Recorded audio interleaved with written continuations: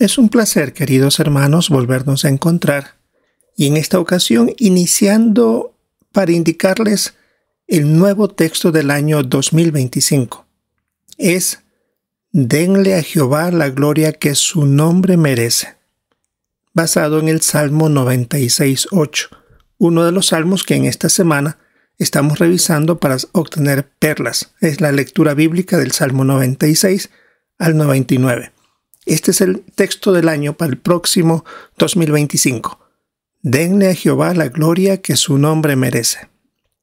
Si usted abre su aplicación JW Library, puede escuchar el discurso de presentación sobre este texto del año y también la nueva canción que contiene estas palabras. Al finalizar el video, en la parte de abajo de este video tendrán el link para que puedan entrar directamente si lo desean, si es que no pueden encontrar en JW Library. Pero es muy fácil, ahí en la parte superior está indicando del nuevo texto. Muy bien, vamos a empezar entonces revisando para esta ocasión nuestro estudio bíblico de congregación utilizando el libro Testimonio Completo. Lo que revisaremos en nuestro estudio bíblico de congregación es lo que corresponde para la semana del 14 al 20 de octubre. Recordamos que estamos en la sección número 6, que tiene como tema «Regresemos ya a visitar a los hermanos». Toda esta sección 6 comprende desde Hechos capítulo 15, versículo 36, hasta el capítulo 18, versículo 22. Pero estamos revisando el capítulo 16 dentro de esta lección 6. Y este capítulo 16 tiene como tema «Ven a Macedonia y ayúdanos». Aceptar una asignación y aguantar la persecución sin perder la alegría da buenos resultados. Todo este capítulo 16 está basado en Hechos capítulo 16, versículo 6 hasta el versículo 40.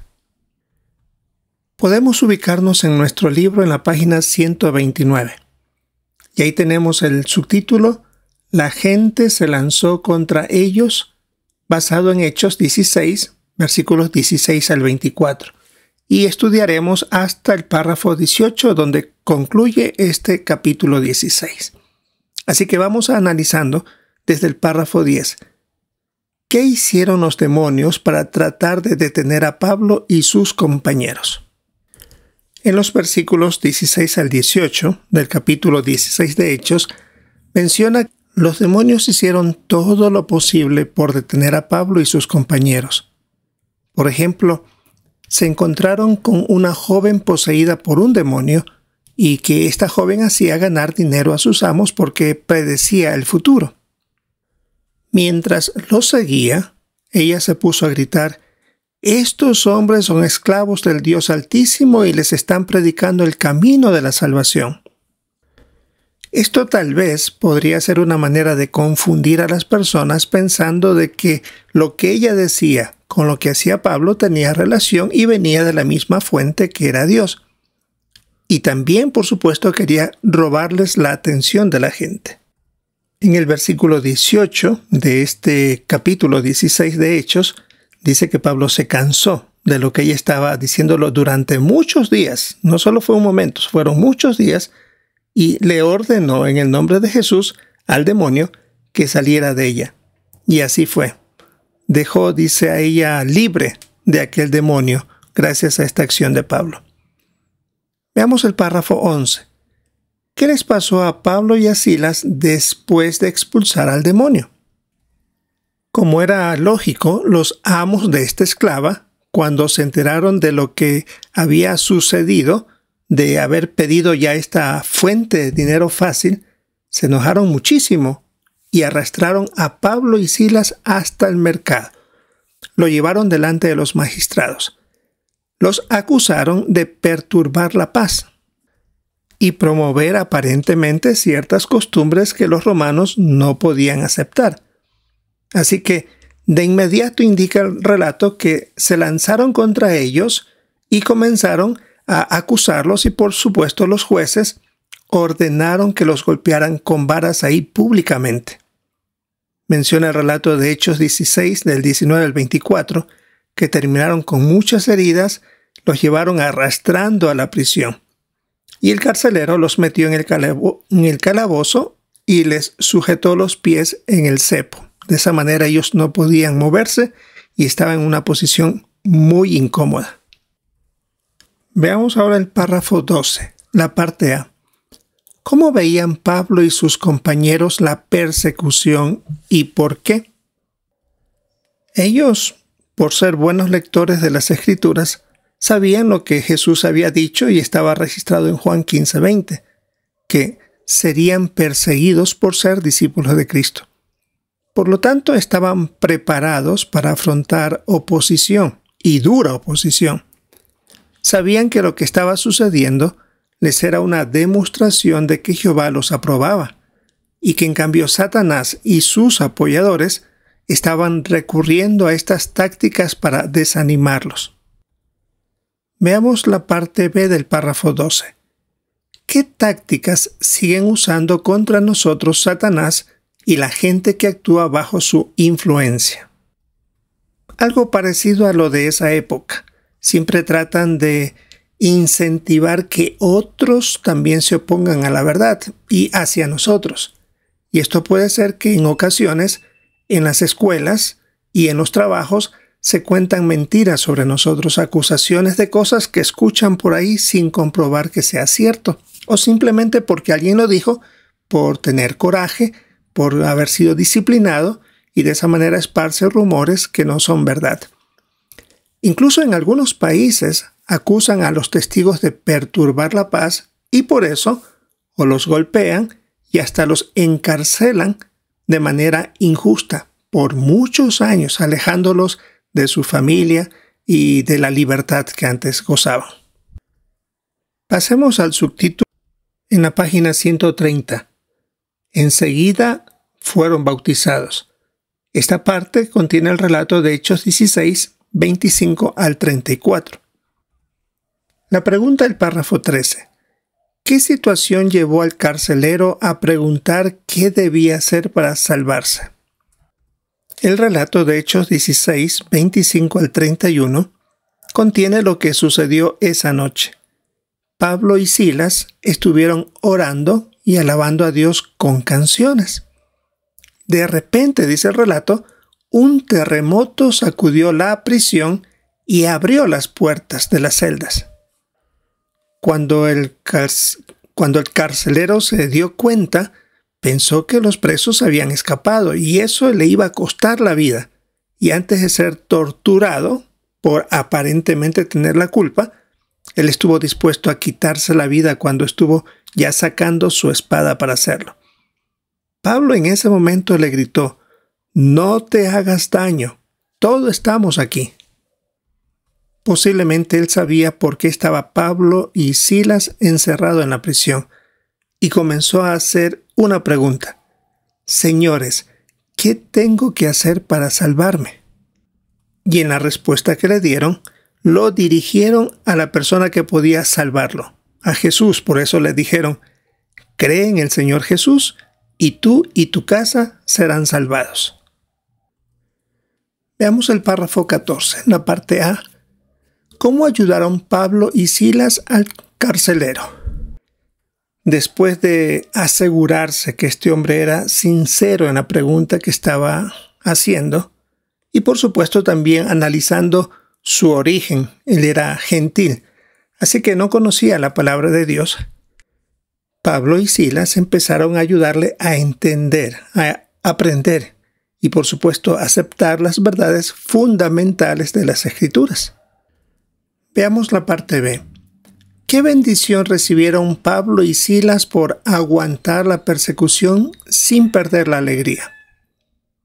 Bueno, primero en el caso de este hombre, al entender que sin duda provenían de Dios, él estuvo dispuesto a cuidarlos.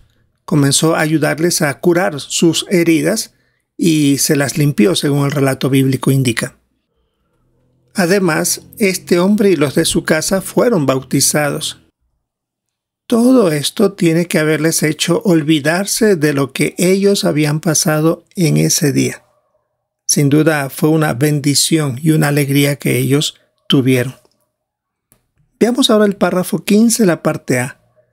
¿De qué manera han seguido muchos testigos el ejemplo de Pablo y Silas? Que muchos de nuestros hermanos han predicado el mensaje estando en las cárceles. Por ejemplo, revisando nuestra labor en un país con restricciones, hubo un momento de casi la mitad de los testigos que vivían en ese país habían aprendido la verdad en prisión. Realmente impresionante. Eso demuestra que nuestros hermanos que han llegado a la prisión no se han quedado callados, han comenzado a ayudar a otros. Veamos la parte B. ¿Por qué debemos seguir visitando a las personas de nuestro territorio?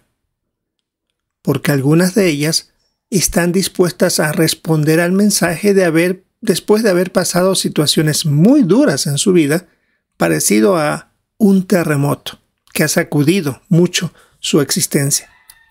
Por eso, debemos estar en el territorio en caso de que algún día quieran aceptar nuestra ayuda.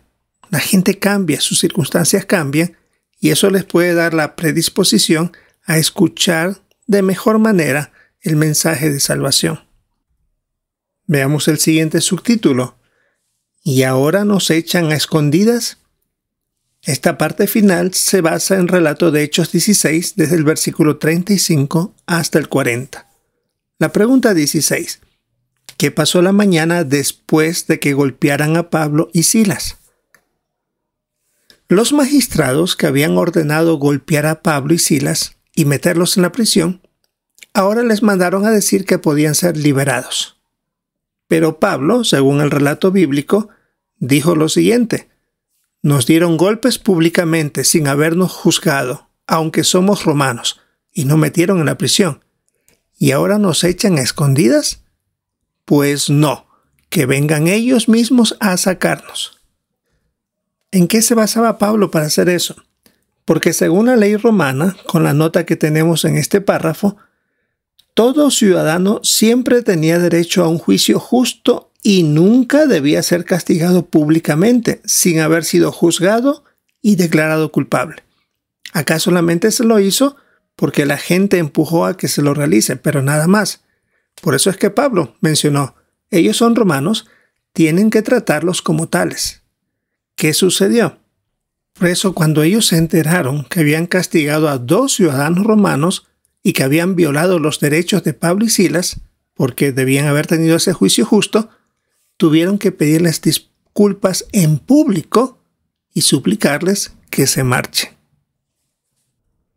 Veamos el párrafo 17. ¿Qué importante lección aprendieron de Pablo y Silas los nuevos discípulos?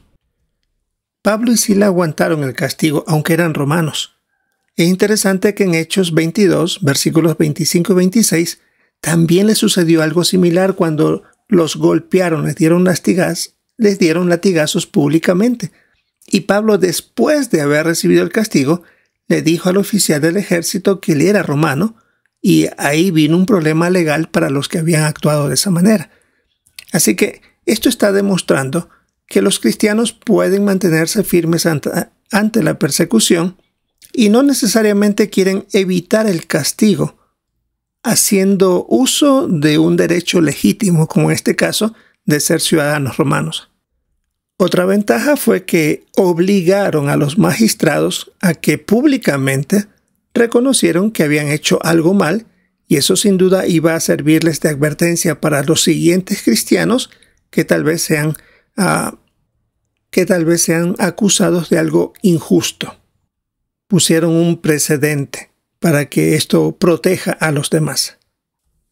Veamos ahora el párrafo 18, la parte A. ¿Cómo imitan a Pablo los superintendentes cristianos? Estos hermanos, estos pastores, no esperan que los hermanos hagan algo que ellos mismos no están dispuestos a hacer. Así fue Pablo. Puso el ejemplo de cómo actuar, aunque tenían ciertas ventajas de ser ciudadanos romanos, pero no quisieron aprovecharse de eso, sino que también dieron el ejemplo de cómo debían aguantar cualquier situación que se presente. La parte B. ¿Cómo defendemos y establecemos legalmente las buenas noticias? Como hizo Pablo, pidió a los magistrados actuar correctamente. Hoy también, si es necesario, recurrimos a los tribunales locales, nacionales e incluso internacionales para defendernos y seguir adorando a Dios. Y por supuesto que esto marque un precedente para los siguientes hermanos que serían tratados o quisieran ser tratados de esa manera. Sin duda, muy buenos puntos que se pueden aplicar de manera local. Esto es lo que revisaremos, hermanos, en nuestro estudio bíblico de congregación para esta semana del 14 al 20 de octubre. Esperamos disfrutar de nuestra reunión de entre semana, participar con nuestros comentarios y, por supuesto, escuchar con mucha atención los comentarios de nuestros hermanos. Si es la voluntad de Jehová, esperamos encontrarnos en una próxima oportunidad.